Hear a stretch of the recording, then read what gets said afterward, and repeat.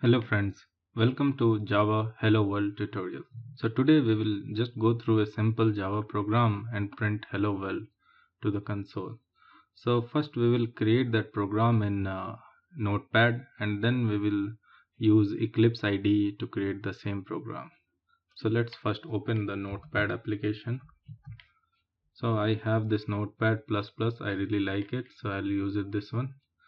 So in Java, since it's a object-oriented programming language, so we need to create a class. So I'll say public class test, and then everything will go into this curly braces. So a class has to be public so that it can be accessed from all other classes. So next thing, if we want to run a class, we should have a main method inside that, and the main method syntax is public static void main and argument of string array, and then inside the curly braces whatever I'll write, it will be called when I'll run this class. So I'll say system is one of the inbuilt classes in Java which provides some useful methods, and then I will use system.out. It will give me a output to console, and then it has some methods like println, and I can pass any string parameters in the method. So I'll say hello world. Now, so my program is ready. I'll have to save it in the .java extension. So I'll just save it on desktop, and the name should be same as the class name, so test.java. So now program is saved, and you can see that the file is created test.java. Okay, so now my program is ready. So I'll open the command prompt, and I have to go to desktop. So I'll say cd c users pankaj /desktop,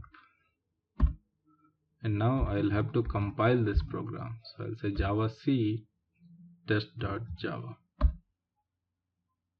So there are no errors, and you can see that a file test.class is created. So this is the bytecode that we use to run.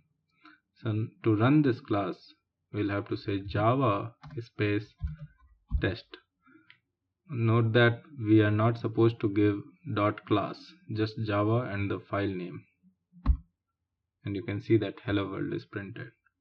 So this is the way to create a Java program using Notepad, but you can see that it's not so easy because you need to know all these syntaxes, and if you are starting, it's really hard. So it's always best to use IDE, so to save the time. So let's go through setting up Eclipse IDE, and then write the same program. Okay, to set up the Eclipse IDE, open your favorite browser, go to google.com and say Eclipse download. So it will go to Eclipse website, then go to Eclipse website, and here you can see there are variety of options to download. So the first one is Eclipse IDE for Java EE developers. That is if you want to create web application programming and servlet JSPs. But for normal Java development, Eclipse IDE for Java developers is good enough. And then there are 32-bit option and 64-bit option. So since my system is 64-bit, I'll click on the 64-bit download. And here I'll click on this download button, and the download should start. So since I have already downloaded it, so I'll cancel this download, and I have this downloaded and saved into desktop. So I'll just say right click and then extract here. So it will extract everything to desktop, and you can see that Eclipse folder is created.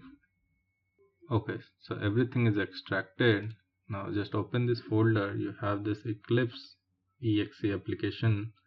Just double click it and say run, Okay, the next thing is it will ask for a workspace. So workspace is like a separate location where Eclipse will save all your projects, whatever you will create in Eclipse. So I'll just choose the default one, workspace, and say okay.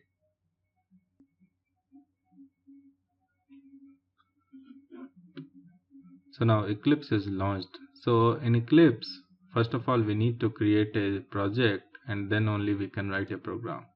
So I'll say file, new, Java project, and I'll give the name as hello world. And you can see that the location is going to the default location, and right now I'm using Java 1.7, so just save. Next. So src is the folder where all my Java classes will go, and just click on finish. So my project is created. Now select src and right click, say new class. So it will create the class inside the src folder.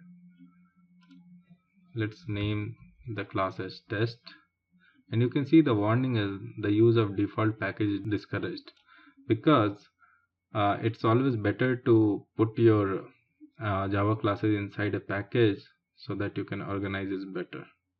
So I'll say com.journaldev.java. So this is the package, and then there is an option to automatically create the main method. So I'll just check that and say finish.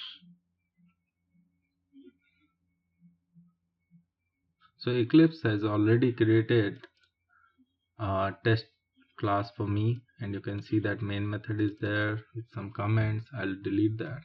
Now the benefit of using IDE is that it will automatically provide you suggestion and autocorrect you also. So for example, if I say system dot, it is already showing me what all things are there in the system.